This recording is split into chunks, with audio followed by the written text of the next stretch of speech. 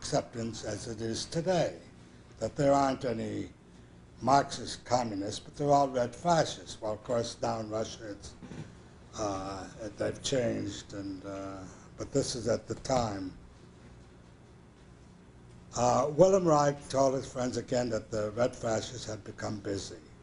They still did not believe it. Did Wallace know it?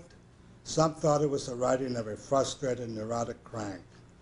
Others thought that such sensationalist writing increased circulation, which I'm sure it did.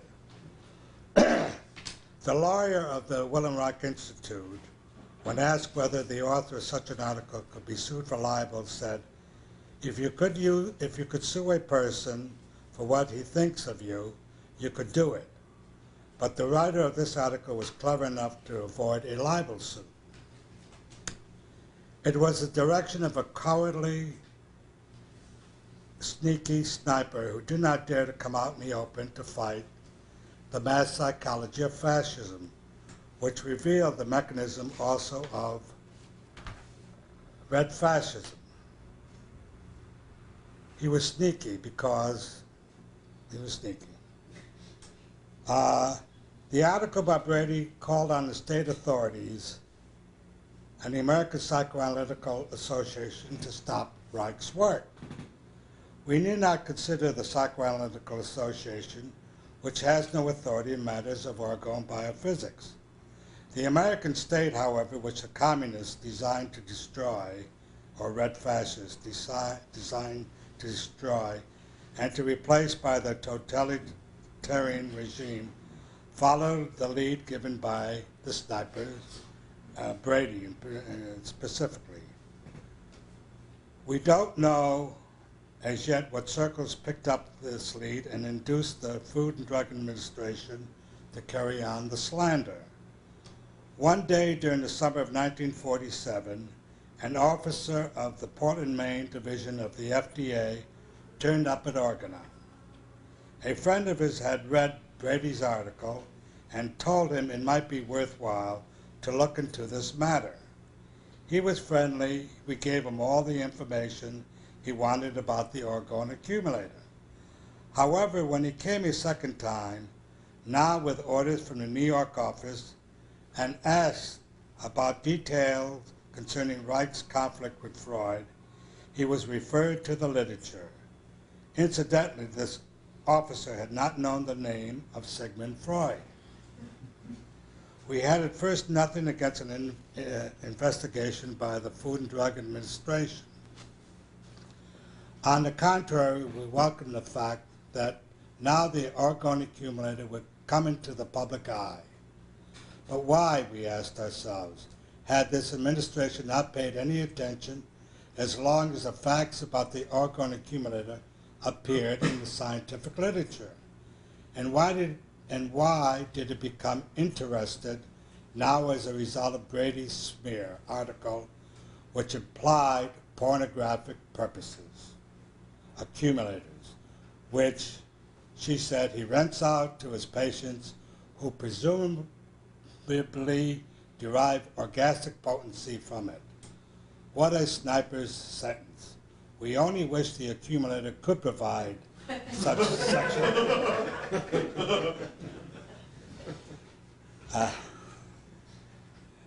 I tell you, I can laugh, we can all laugh, but I tell you it was scary. I mean, you got all these Gestapo troops, and that's all they were.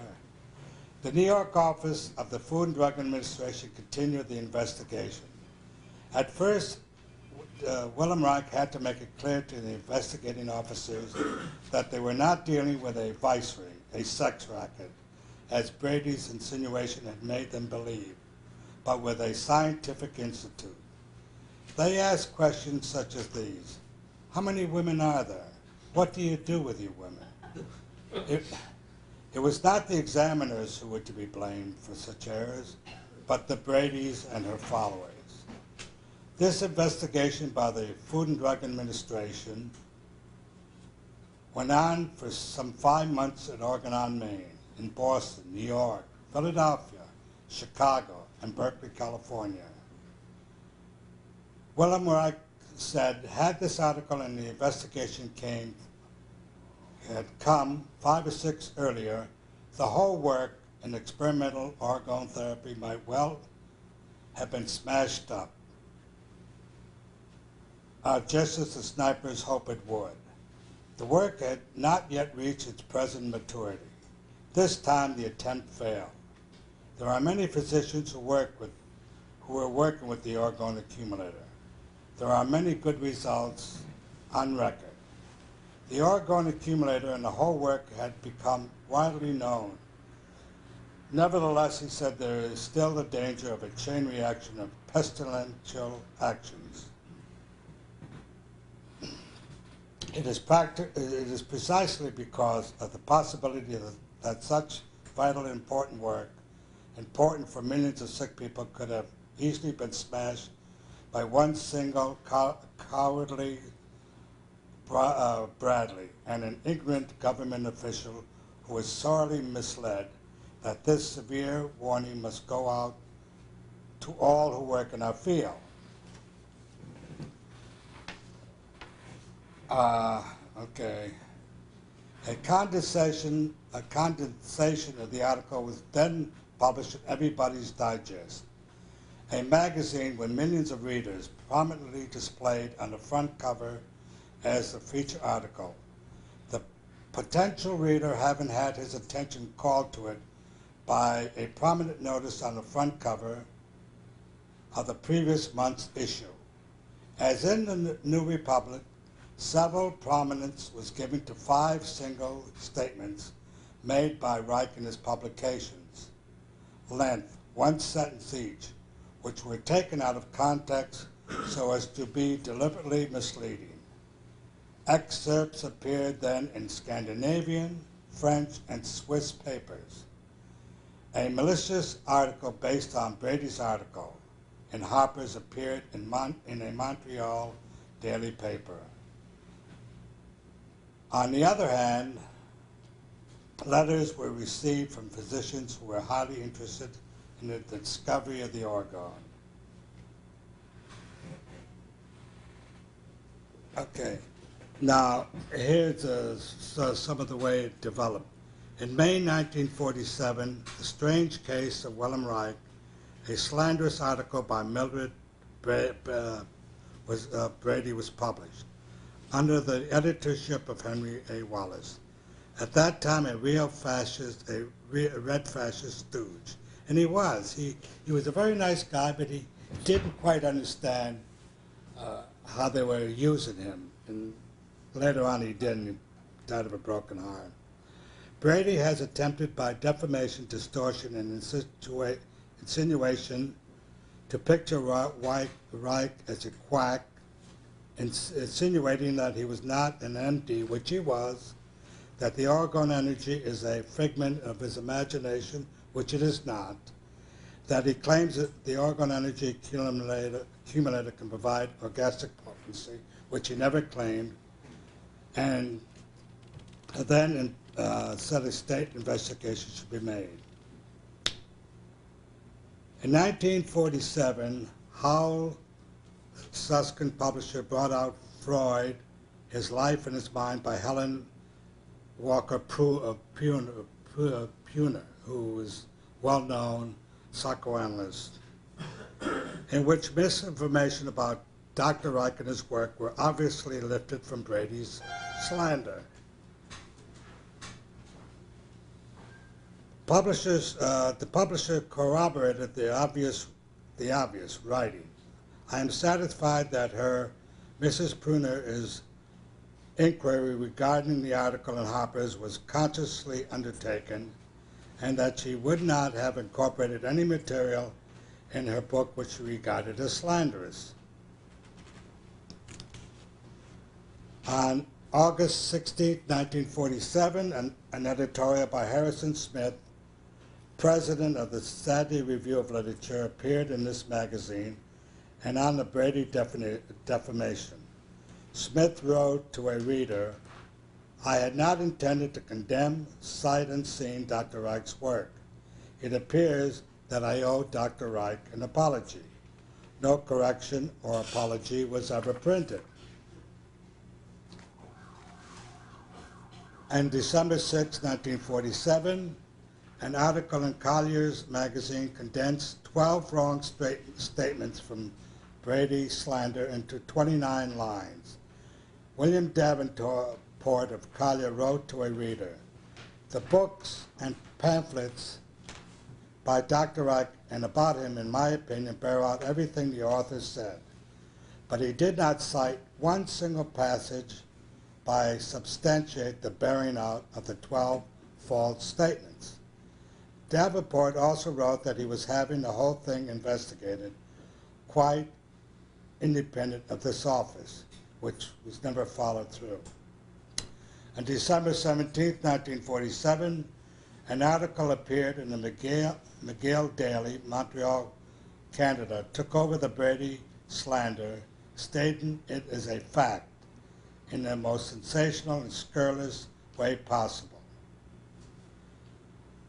Date, December, Everybody's Digest spread the Brady lies to thousands of readers by printing a condensation of her New Republic article. Another one, excerpts from the foreign papers were also published. In March 1948, the article, the Bulletin of the Menninger Clinic reprinted by the Brady slander in full as a valid presentation of the strange case of William Reich. Having no valid grounds in which to attack WR's work, the Menningers gladly used this juicy lie. In May 1948, a group of psychoanalysts and neurologists attending the American Psychiatric Association's convention in Washington, D.C., decided to try to smash Dr. Reich's work and launch supposed investigation of ergonomists by incompetent neurosurgeons. Dr. Ellsworth S. Baker, Chief of Women's Service, Dr. Chester Rayfield, Senior Resident Physician at New Jersey State Hospital at Marlborough, were interrogated by Dr. Henry Cotton. Now here's a guy, you wouldn't believe it.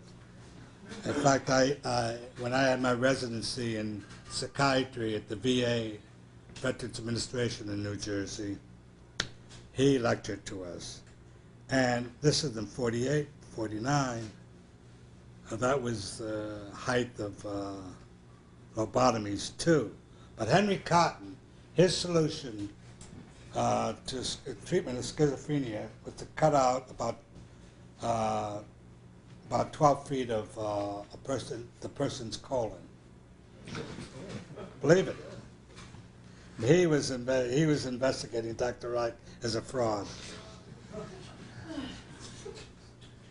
And Dr. Berkeley Gordon, and he was a big shot. He was head of the Psychiatric Association in New Jersey and the national one too. And Dr. Berkeley Gordon, also in a slanderous way about origami, and then asked to sever these three psychiatrists to sever their connections with the hospital. Dr. Cotton died from an overdose of sleeping tablets 2 weeks later. I was surprised I didn't blame it on somebody in ergonomy. This one, when Dr. Hoppe was when he came to the meeting, this particular meeting, Dr. Hoppe arrived at the Idlewild, which is Kennedy Airfield, New York, en route from Israel to attend the conference, was taken to Ellis Island by an immigration officer who, on the basis of the Brady article, was of the personal opinion that the Oregon Institute was illegal. Hoppe was released 48 hours later on a $5,000 bond after a protest to the Justice Department in Washington. He nearly missed the conference. And in September 48, Langfeldt, a neurologist from Norway, returned to Norway from a visit to the United States and said in a lecture at the psychiatric clinic that psychiatrists in the United States considered Wilhelm Reich insane. He later wrote that he was sorry. He was not aware that Brady was not a medical doctor, and that he could not remember the names of those psychiatrists with whom he had discussed